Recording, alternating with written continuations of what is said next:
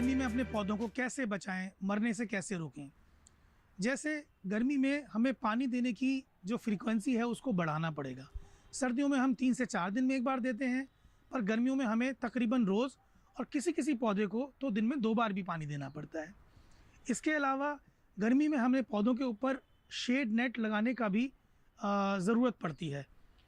Shade net अलग अलग strength में आते हैं, 25%, 50%, 75%। जैसा आपका पौधा है और जैसी जगह है उस हिसाब से आप उनको यूज़ कर सकते हैं। इसके अलावा मल्चिंग यूज़ की जाती है पौधों की मिट्टी को, टॉप सॉइल को बचाने के लिए, जिसके बारे में हम आगे जाके डिटेल में बात करेंगे। इसके अलावा पौधों की पोजीशन, जो गमले में पौधे हैं उनकी पोजीशंस को हम चेंज कर सकते हैं, थोड़ा शेड में कर सकते हैं। पौधों को हम लोग क्लस्टर भी कर सकते हैं। जब पौधे सारे लाइन से एक साथ लगे होते हैं झुंड में, बड़ा पौधा पीछे, तो कई बार बड़ा पौधा अपनी घनी पत्तीदार आकार की वजह से छोटे पौधों को धूप लगने से रोकता है। तो ये सारे तरीके जो हम गर्मी में यूज़ करते हैं, आज हम इन सारे तरीक़ों में से सिर्फ एक ख़ास तरीके पे डिस्कशन करेंगे और वो है मल्चिंग। ये देख रहे हैं आप, ज़ुकूनी का पौधा है। तकरीबन 2 महीने पहले मैंने इसको सीड से शुरू किया था और आज ये इतना बड़ा हो गया है कि इसमें फ्रूटिंग भी शुरू हो गई है। अब हम बात करते हैं इसकी मल्चिंग की, क्योंकि गर्मियाँ आने पे इसको भी गर्मियों से, लू से, तेज़ धूप से प्रोटेक्शन चाहिए। तो सबसे पहली चीज़ जो मैं आपको बताना चाहूँगा इस पौधे में, मल्चिंग के लिए हमने बहुत सारे मटेरियल्स डिस्कस किए थे पहले, पर एक बहुत इंपॉर्टेंट मटेरियल जो मैं यहाँ पे डिस्कस करना चाह रहा हूँ वो है उसी पेड़ पौधे की अपनी पत्तियाँ।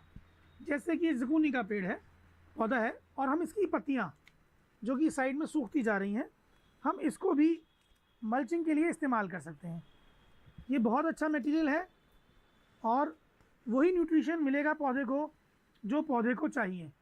तो सबसे पहले तो हम इसको भी अपनी आदत में डाल लें कि जो भी पौधा हमारा है उसी की सूखी पत्तियाँ, टहनियाँ, डंडियाँ तोड़ के, काट के उसको मल्चिंग के लिए इस्तेमाल कर सकते हैं। अब जैसा कि हम जानते हैं कि ज़ुकूनी एक सीजनल पौधा है, तो हमें जो मल्चिंग मटेरियल चाहिए वो चाहिए जो बहुत जल्दी डिकम्पोज होके इसको न्यूट्रिशन प्रदान कर पाए। तो हमारे पास 2 ऐसे मटेरियल हैं। एक तो है हमारे पास ये है सूखी पत्तियों का ढेर और एक नीम की पत्तियाँ। तो हम ये दोनों ही मटेरियल इसमें इस्तेमाल कर सकते हैं। इसमें हम ड्राइड पत्तियाँ भी यूज़ कर सकते हैं, सूखी पत्तियाँ जो हमने गार्डन से इकट्ठी करी हैं। ये बहुत जल्दी अपना न्यूट्रिशन रिलीज़ करती हैं और मॉइस्चर भी लॉक करके रखती हैं। इसके अलावा हम नीम की पत्तियाँ भी डाल सकते हैं। ये पौधे को कीटनाशक से बचाती हैं। और हम इसमें स्ट्रॉ भी डाल सकते हैं, चाहे तो इनके ऊपर भी या अलग से भी, तो ये भी एक प्रोटेक्टिव लेयर देता है। तो ऐसा करने से हमने देखा कि हमारी टॉप सॉइल अच्छे से लॉक हो गई है, उसका मॉइस्चर लॉक हो गया है, गर्मी की तेज़ अल्ट्रावायलेट और वैसी किरणें इस पर सीधे नहीं पड़ रही हैं और वीड सूखने के चांसेस भी इसमें बहुत कम हो गए हैं। तो हमारा ये पौधा अब आने वाली गर्मियों के लिए तैयार हो चुका है। ये मई जून तक की गर्मियाँ आराम से निकाल लेगा, कम से कम पानी में और कम केयर में, जिससे कि जैसे ही लू चलनी बंद होगी और बारिश शुरू होगी, ये दुगनी तेज़ी से अपनी ग्रोथ फिर से शुरू करेगा और आने वाले 2-3 महीने तक आपको फ्रूट्स देता रहेगा। अब हमने इसमें अच्छे से सारी पैकिंग कर दी है, मल्चिंग इसकी हो गई है। आने वाली गर्मियों के लिए पौधा बहुत अच्छे से तैयार है। कम केयर, कम खाद में अब ये पौधा बहुत अच्छे से फ्रूटिंग करेगा और तेज़ गर्मियों में निकलने के बाद, तेज़ गर्मियों के जाने के बाद ये दुगनी तेज़ी से अपनी ग्रोथ दिखाएगा।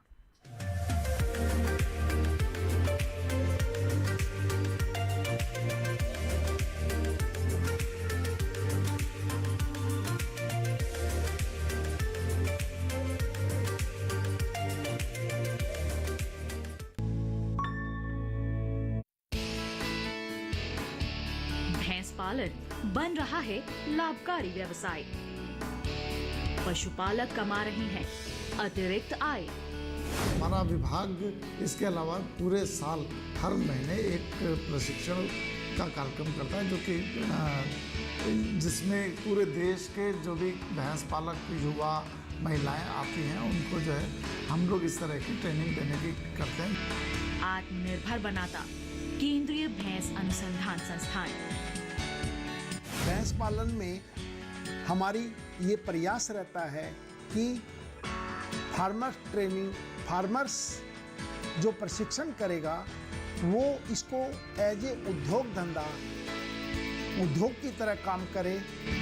जानने के लिए देखिए श्रेष्ठ संस्थान इस रविवार रात 8 बजे, पुनः प्रसारण सोमवार सुबह 9:30 बजे, सिर्फ दूरदर्शन किसान चैनल पर।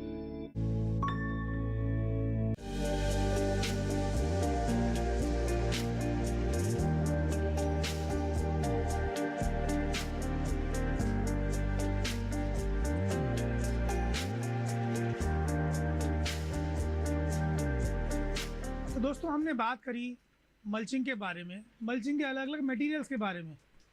अब हम कुछ मल्चिंग करके देखते हैं।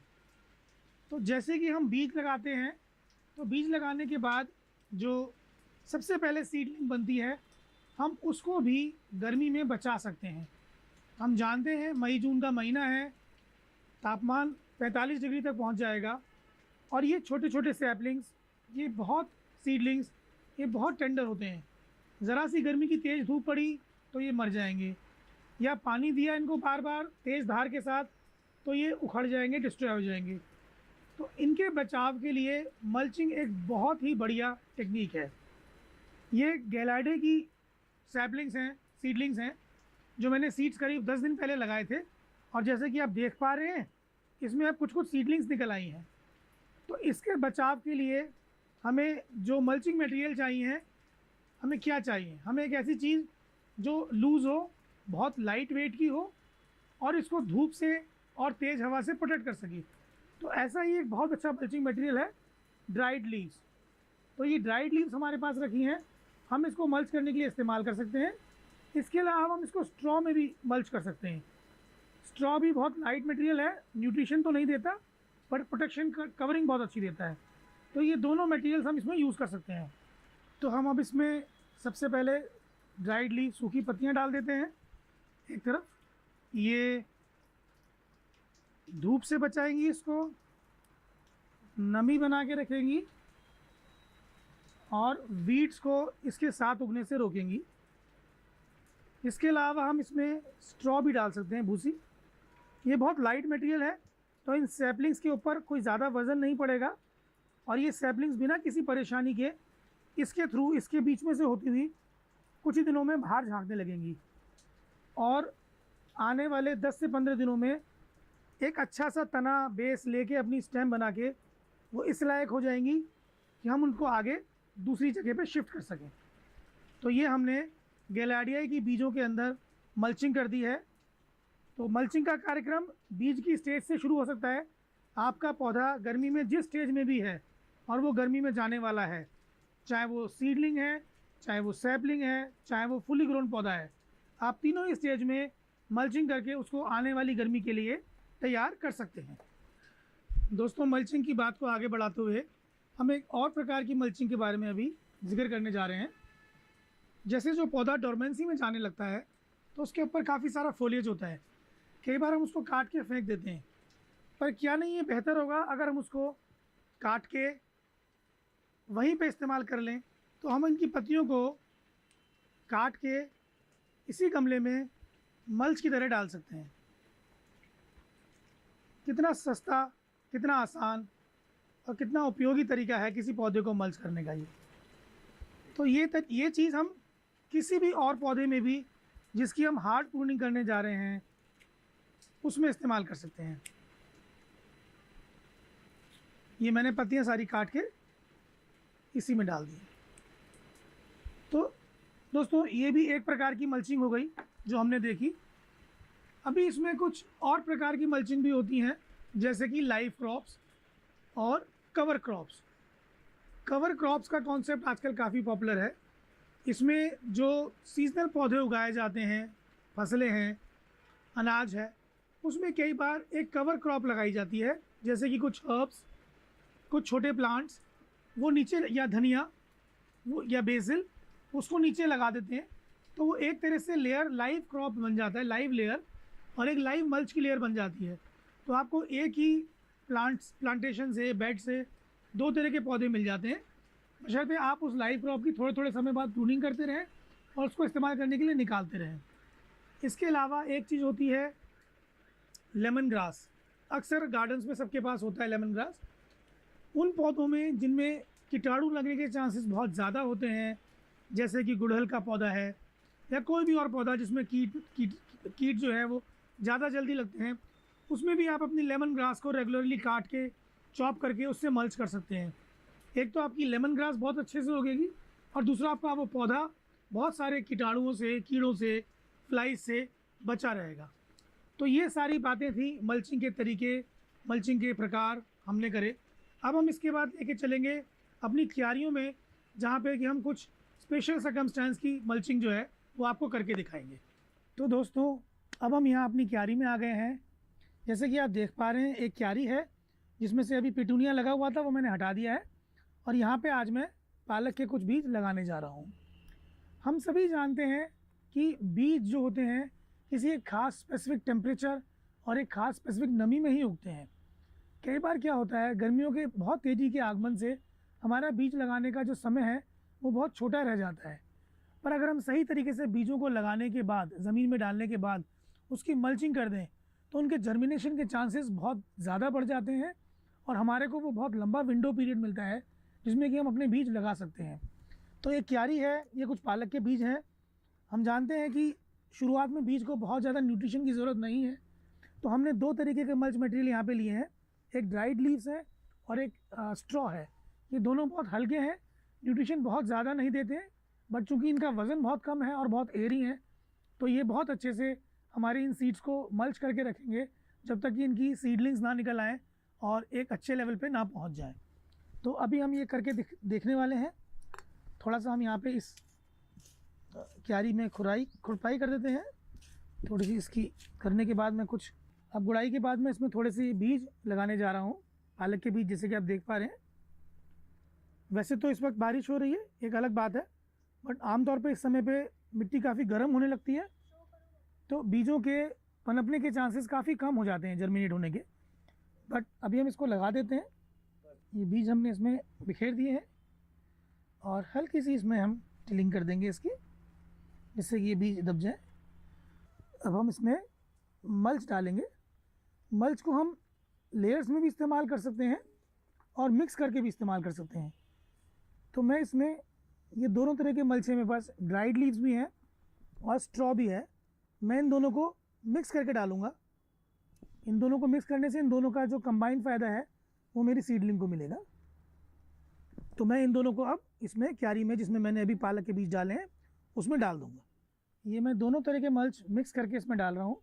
तकरीबन 1.5 से 2 इंच की मल्चिंग मैं इस पर कर दे रहा हूँ अभी के लिए, और मैं उम्मीद करता हूँ कि इसके अंदर जो मेरे सीड्स हैं वो बहुत जल्दी ही जर्मिनेट कर जाएंगे, बहुत ही आसानी से, और उन पे ज़्यादा गर्मी का और तेज़ लू का दुष्प्रभाव भी नहीं पड़ेगा। तो ये आप जैसे देखा आपने कि मैंने दोनों तरह के मल्चिंग मटेरियल बारी बारी से डाल के इनको मिक्स एंड मैच करके लगा दिया। इससे एक एरीनेस भी बनी हुई है उस ज़मीन की, ज़मीन को अपनी हेल्थ बनाने के लिए हवा भी मिलती रहेगी, और एक प्रोटेक्टिव लेयर जो कि तेज़ धूप, तेज़ बारिश और लू से उसको बचा के रखेगी। तो ये हमने मल्चिंग कर दी है, दोनों तरह की मल्चिंग है, मिक्स कर दी है, और एक अच्छी 1.5 से 2 इंच की लेयर हम इसमें बना दे रहे हैं। और उम्मीद करते हैं कि अगले 8 से 10 दिनों के अंदर हमारे पालक के सीड्स जर्मिनेट कर जाएंगे और हमें बरसात आने से पहले बहुत अच्छी पालक की एक हार्वेस्ट मिल जाएगी। तो दोस्तों, ये हमने पालक के बीज लगाए हैं और बीज लगाने के बाद बीज के ऊपर मल्चिंग करी है, और इससे हमने ये जाना है कि बीज को हम काफ़ी गर्मी के मौसम में भी लगा सकते हैं, उगा सकते हैं। हमें इंतज़ार नहीं करना कि कब टेम्परेचर कम होगा, कब हमारी मिट्टी की गर्मी ख़त्म होगी, हम बीज लगाएंगे। हम भरी गर्मी में भी मल्चिंग करने के बाद अपने बीजों को लगा सकते हैं और उगा सकते हैं। इससे हमारे गार्डनिंग में एक अच्छा फ्लो बना रहेगा।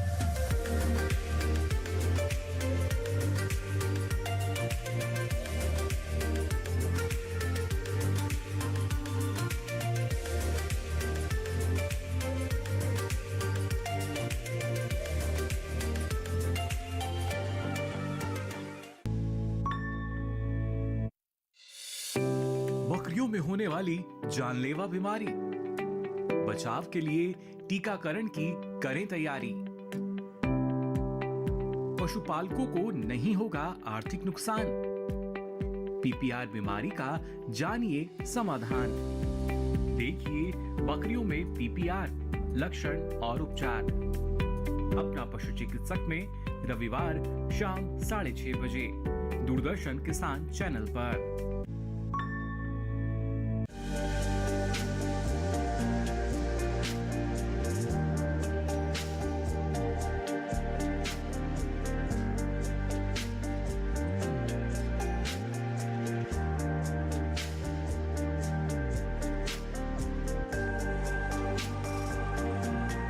दोस्तों ये मेरे पीछे सनफ्लावर के प्लांट्स हैं, जायंट सनफ्लावर है ये मैंने सीड से शुरू किया था तकरीबन 1.5 महीने पहले, और 1.5 महीने की ही लाइफ में आप देखें ये इतने हेल्दी और 4-4 फुट लंबे हो चुके हैं।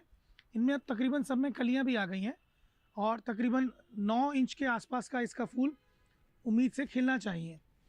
इसकी हम मल्चिंग करने जा रहे हैं क्योंकि अब वैसे तो ये सनफ्लावर है पर गर्मियों में मिट्टी गर्म होने की वजह से इसके भी नुकसान होने के चांसेस रहते हैं। तो चूँकि ये फीडर प्लांट है, इसकी न्यूट्रिशन रिक्वायरमेंट बहुत ज़्यादा है, तो इसके लिए मैं जो इसमें मल्चिंग मटेरियल यूज़ करने जा रहा हूँ वो है बैगेसी, या फिर जिसे आम भाषा में कहते हैं शुगर केन की छूछ, जूस निकलने के बाद जो छूछ बचती है। ये किसी भी शुगर केन जूस वाले से आपको ऐसे ही मिल जाएगी, आप इसको ले आइए। इसको मैं इसमें डाल दे रहा हूँ, इसको ऐसे करके एक लेयर इसकी बिछा देंगे। गन्ने की छील को आप पूरे में धीरे धीरे करके फैला सकते हैं और ये थोड़ा सा बस जड़ों से बचाते हुए, और ये प्लांट को आपके बहुत इफ़ेक्टिव मल्चिंग देगा और बहुत लंबे समय तक, जब तक ये प्लांट चलेगा तब तक ये बहुत अच्छे से आपको न्यूट्रिशन देता रहेगा। ये धीरे धीरे करके अपना न्यूट्रिशन रिलीज़ करती रहेगी और पौधे को गर्मी से और पानी के उड़ने से बचाएगी, जिससे कि ये पौधा आने वाले 1-1.5 महीने तक बहुत अच्छे से चलता रहेगा और हमें अच्छे अच्छे फूल दिखाता रहेगा। तो दोस्तों जैसे ही मैंने डाला है इसमें शुगर केन का, ये किसी भी ऐसे प्लांट में डाल सकते हैं जिसकी न्यूट्रिशनल रिक्वायरमेंट बहुत ज़्यादा है। इसको डालने के 2 तरीके हो सकते हैं, या तो हम इसको पानी में भिगो के, जैसे मैंने पहले भी बताया था, डिकम्पोज करके, पार्शियली डिकम्पोज करके डाल सकते हैं, या हम इसको डायरेक्टली भी डाल सकते हैं। वो धीरे धीरे करके मिट्टी में अपने आप डिकम्पोज जाएगा। जो भी तरीका यूज़ करने में आप कंफर्टेबल फील करते हैं उस तरीके से आप इसको यूज़ कर सकते हैं। ये बहुत ही इफ़ेक्टिव और बहुत ही सस्ता और ईजिली मिलने वाला एक मल्चिंग मटेरियल है जो फास्ट ग्रोइंग सीजनल प्लांट्स में आप यूज़ कर सकते हैं। तो दोस्तों आज हमने देखा मल्चिंग किस तरीके से हमारी बगिया में इस्तेमाल की जा सकती है। आने वाले समय में गर्मी के महीनों में हम लोग शेड नेट की जगह या शेड नेट के साथ मल्चिंग को अगर इस्तेमाल करेंगे तो हमारे पौधे बहुत स्वस्थ रहेंगे, गर्मी की तेज़ लू धूप से की मार से बच सकेंगे। तो हम अगर मल्चिंग को सही समय पे करेंगे, सही तरीके से करेंगे, तो हम आने वाले 2 महीने बहुत आसानी से हमारे पौधों के लिए कट जाएंगे। चूँकि ये महीने ऐसे हैं जिनमें हम लोग कभी कभी बाहर जाना भी चाहते हैं, घूमना चाहते हैं, और आधे टाइम हमें चिंता बनी रहती है कि हमारी छत पे हमारे पौधों का क्या हाल होगा, उनकी देखभाल कैसे होगी, उनको पानी कैसे मिलेगा। तो दोस्तों ये मल्चिंग का तरीका इस्तेमाल करने के बाद आपको बहुत ज़्यादा चिंता करने की ज़रूरत नहीं पड़ेगी। काफ़ी हद तक आपकी पानी की ज़रूरत कम हो जाएगी और आप कई दिन तक 4, 5, 6, 7 दिन तक भी आप पौधों को बिना पानी दिए काम चला सकते हैं। तो जैसा कि आप जानते हैं मैं इस पेशे से एक डॉक्टर हूँ, मेरा प्रोफेशन है, मेरा एक अपना हॉस्पिटल है जिसको मैं रन करता हूँ।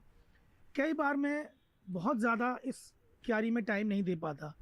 ऐसे में मेरी फैमिली, मेरी वाइफ, मेरी डॉटर, मेरा सन और मेरा एक केयर टेकर हैं, ये मेरी काफ़ी हेल्प करते हैं। उनके भी अपने अपने बिज़ी शेड्यूल्स हैं, जॉब करते हैं, हॉस्पिटल में प्रोफेसर हैं, बट वो लोग भी अपने बिज़ी शेड्यूल में से थोड़ा समय निकाल के इस बाग की देख रेख करते हैं, जिससे कि ये बाग बहुत अच्छा बन सके मेरी प्रेजेंस या मेरी एब्सेंस में। हम सब लोगों की सम्मिलित देख रेख से ही ये बगिया आज इतनी हरी भरी है जैसे कि आप देख पा रहे हैं, और ऐसी ही हरी भरी बनी रहती है ईयर लॉन्ग। इसको हम इंजॉय करते हैं, सुबह और शाम दोनों समय हम लोग काफ़ी समय अपनी बगिया में व्यतीत करते हैं। आजकल के समय में जब हम सब लोग लगातार टेलीविज़न, मोबाइल की तरफ जा रहे हैं, तो एक सुंदर हरी भरी बगिया आपको टेलीविज़न और मोबाइल से दूर खींचती है, आपको नेचर के प्रति आकर्षित करती है, और जितना भी समय आप नेचर के बीच में बिताते हैं उतना ही समय आपकी अपनी मेंटल और फिज़िकल ग्रोथ के लिए बहुत अच्छा रहता है। तो मैं आपको इंट्रोड्यूस करना चाहूँगा अपनी फैमिली के कुछ मेंबर्स से जो लगातार इसमें मेरा सहयोग देते हैं।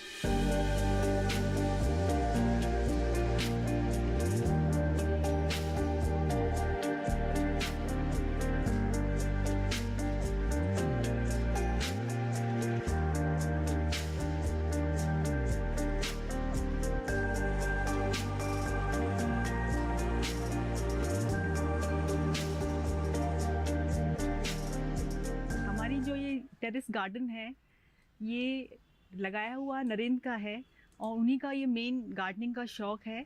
लेकिन गार्डनिंग खाली अकेले नहीं की जा सकती, इसमें हम सभी मेंबर्स, मैं, मेरे दोनों बच्चे, जबकि हम सभी का थोड़ा बिजी शेड्यूल रहता है। मैं भी एक पैथोलॉजिस्ट हूँ और एक मेडिकल कॉलेज में प्रोफेसर हूँ, लेकिन हम सभी को जब भी वक्त मिलता है, खासकर सुबह और शाम, हम लोग यहाँ टेरेस गार्डन पर आते हैं और अपने अपने हिसाब से, ज़रूरत के हिसाब से, जब मेरे हस्बैंड नहीं रहते हैं तो हम लोग इसका ख्याल करते हैं। वैसे तो ये टेरेस गार्डन हर कोने से बहुत खूबसूरत है, पर जैसे मेरे हस्बैंड को वेजीज़ लगाने का बहुत शौक़ है, तो मुझे थोड़ा सा फ्लावर्स का ज़्यादा है, और उसमें भी खुशबू वाले फूल, जैसे कि ये मैंने परिजात और चंपा, चमेली, उधर मोगरा लगाया हुआ है, हर श्रृंगार का भी यहाँ पर है। तो रात में रात की रानी और इन सब के फ्लावर्स की बड़ी अच्छी खुशबू आती है। तो हम लोग रात में यहाँ कई बार काफ़ी देर यहाँ टहलते हैं, बैठ जाते हैं, सुबह सुबह उगते हुए सूरज को चाय के साथ देखते हैं, बहुत अच्छा लगता है। तो आप लोग भी अपने टेरेस पर इस तरह की छोटी सी बगिया ज़रूर बनाएं और उसको एंजॉय करें। मुझे ऐसा लगता है कि आजकल के लाइफस्टाइल में स्क्रीन टाइम बहुत ज़्यादा हो गया है, तो हमें वक्त निकालना चाहिए अपने आसपास के पौधों को अप्रिशिएट करने का। और ऐसा सुबह और शाम जब मैं अपने गार्डन में घूमती हूँ तो ऐसा लगता है कि पूरे दिन की थकान मिट गई। मुझे ऐसा लगता है कि हमें अपने पेरेंट्स की और हेल्प करनी चाहिए गार्डन को और बेहतर बनाने में। हमें अपने नेचर से कनेक्टेड रहना चाहिए, क्योंकि यही फ्यूचर की भी डिमांड है कि हम कहीं ना कहीं आगे के लिए कनेक्ट बना के रखें नेचर से। ये हमारे खुद के फ़ायदे के लिए और एज अ सोसाइटी काफ़ी आगे जाके हमें हेल्प करेगा। वैसे तो मेरे गार्डन की अधिकतम देख रेख मेरे पेरेंट्स ही करते हैं, बट जब भी मुझे फ्री टाइम मिलता है तो मैं कोशिश करती हूँ कि गार्डन में थोड़ा कलर ऐड करूँ। नेचर में तो कलर हमें मिलता ही है, बट अगर हम खुद से भी और एक्स्ट्रा चीज़ों से, जैसे कि कुछ डिज़ाइनर पॉट्स, जैसे कि आप देख सकते हैं कि मैंने इन पॉट्स में सक्यूलेंट्स लगाए हैं, विंड चाइम्स और डिज़ाइनर पॉट्स की माध्यम से हम अपने गार्डन को और भी कलरफुल बना सकते हैं और भी आँखों को अच्छा लगता है देख के, और गार्डन से बाहर जाने का मन ही नहीं करता।